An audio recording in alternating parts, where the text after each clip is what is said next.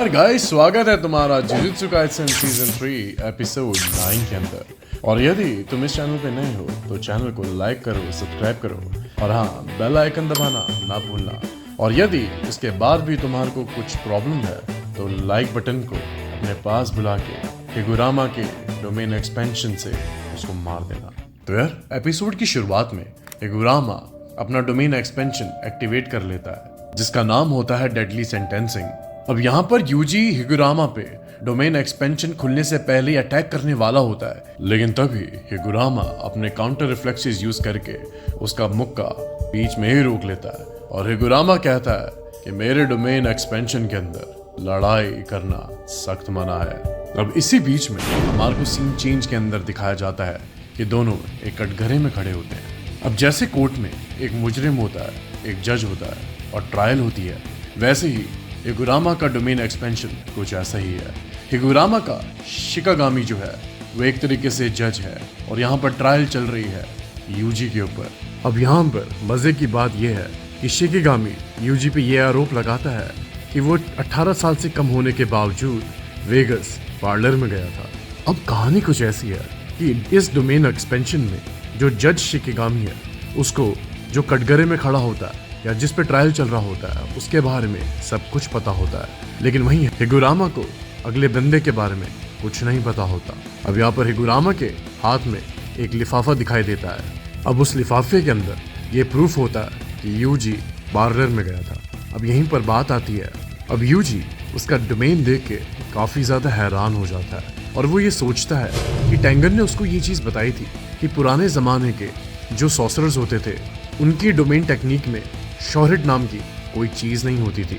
अगर दूसरे शब्दों में कहूँ, आज के टाइम पे जो गोजो जैसा सॉर्सरर है उसके डोमेन में शॉर हिट होती है। शॉर हिट का मतलब यहाँ पर है कि यकीनन वार, लेकिन अगर आप देखो पुराने ज़माने के सॉर्सरर्स में ये कला नहीं पाई जाती थी।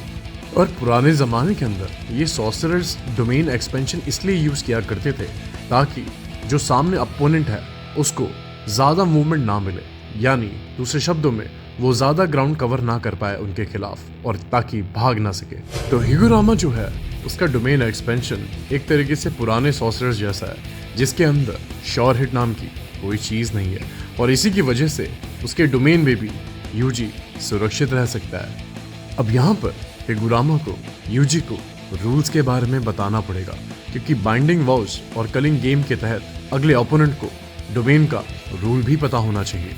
अब यहाँ पर हिगुरामा यूजी से अटेंशन देने को कहता है और कहता है कि तुम्हारे को दलील देने का बस एक ही मौका मिलेगा और यदि तुम दोषी करार हुए तो तुम पे सख्त कार्रवाई की जाएगी। यूजी मन में सोचता है कि अगर उसकी दलील हिगुरामा को पसंद नहीं आई तो उस पर क्या कार्रवाई की जाएगी। इतनी देर में ही हिगुरामा यूजी को 3 ऑप्शन देता है। पहला द साइलेंस, यानी यूजी चुप रह सकता है। दूसरा द कन्फेशन, यानी वो सब कुछ राज उगल सकता है। नंबर 3 डिनायल, यानी वो चाहे तो झूठ भी बोल सकता है और मना भी कर सकता है जो भी उस पर आरोप लगाए उस पर। अब यहाँ पर यूजी कंफ्यूज हो जाता है और वो सोचता है कि अब मैं हिगुरामा को दिए गए 3 ऑप्शंस में से कौन सा ऑप्शन बोलूं। यूजी बोलता है कि वो पार्लर में ज़रूर गया था लेकिन सिर्फ वॉशरूम जाने के लिए। अब इतनी देर में ये सुनकर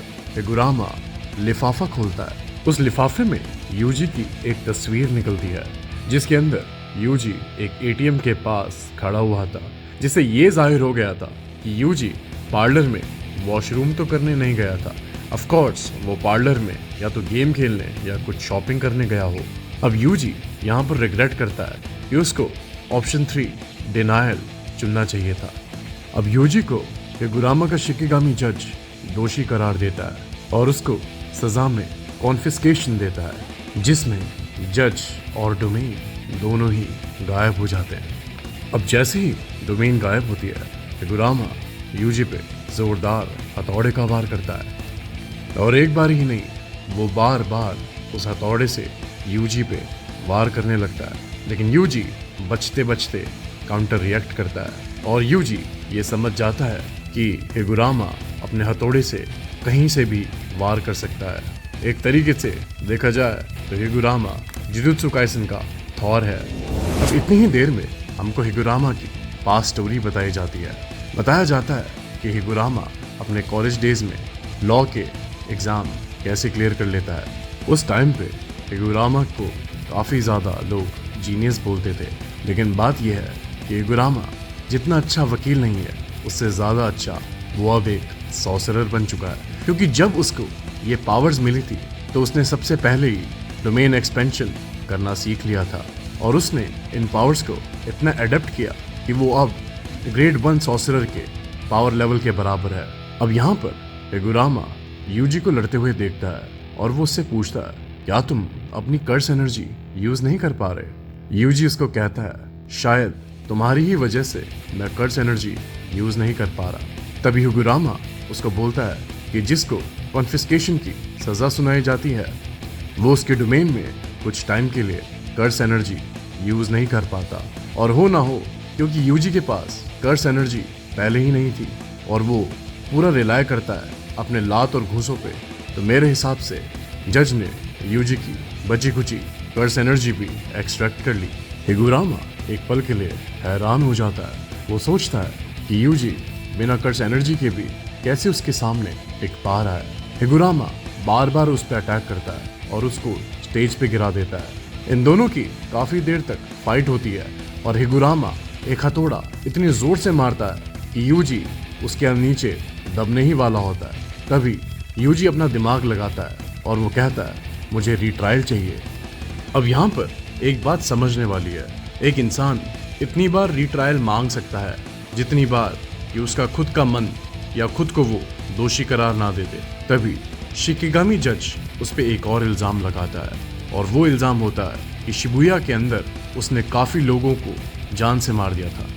ये बात तुम्हारे को भी याद होगी कि यूजी सकुना का वेसल है, क्योंकि उस वक्त शिबुया में यूजी के अंदर सकुना था और सकुना ने ही आधे से ज़्यादा लोगों को मार डाला था। अब यूजी यहाँ पर उदास होकर अपना जुर्म कबूल लेता है, और वहीं जज उसको गुस्से में देख के उसको मौत की सज़ा सुनाता है, और इस सज़ा का नाम होता है द एग्जीक्यूशन। अब यहाँ पर देखते ही देखते हिगुरामा और यूजी रियल वर्ल्ड में यानी डोमेन से बाहर निकलते हैं, और हिगुरामा के हाथ में एक एग्जीक्यूशनर स्वॉर्ड आ जाती है।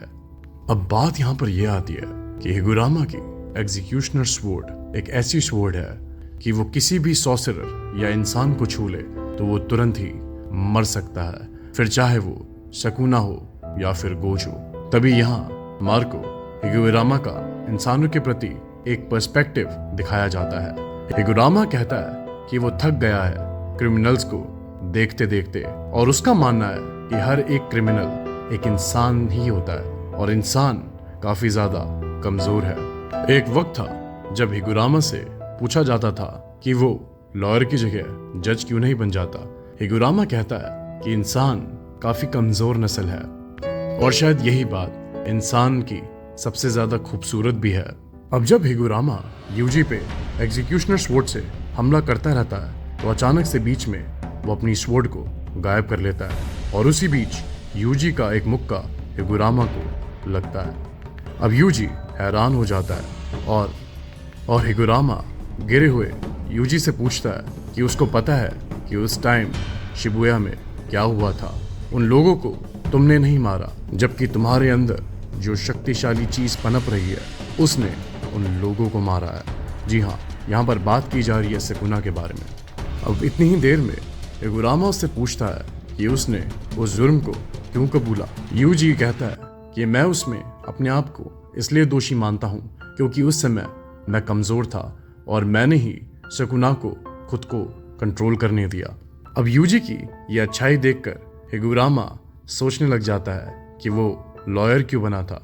वो सोचता है कि शायद इस दुनिया में यूजी जैसे और भी लोग होंगे जिनको उसकी ज़रूरत है।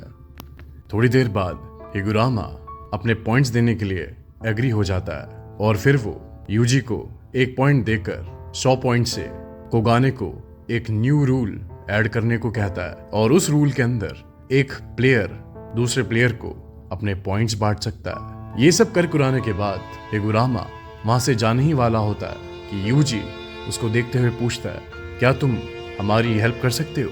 अब यहाँ पर हिगुरामा उसको बताता है कि कैसे उसने कोर्ट रूम के अंदर जब कीता पे ट्रायल चल रहा होता है और कीता को बिना वजह सजा सुनाई देती है, तो उस टाइम पे कोर्ट रूम के अंदर उसने वहां पर जज और लॉयर को दोनों को ही मार डाला था, जिनसे उसको एक एक पॉइंट मिला और बाकी के पॉइंट्स उसने कॉलोनी में आकर हासिल किए थे। वो यूजी को कहता है, अगर मैं तुम्हारे साथ रहा तो मुझे अपने आप से नफरत होने लग जाएगी, और इतनी ही देर में एपिसोड खत्म हो जाता है। तो फाइनली दोस्तों, यूजी को एक पॉइंट मिल चुका है और वो 19 दिन तक सुरक्षित रहेगा।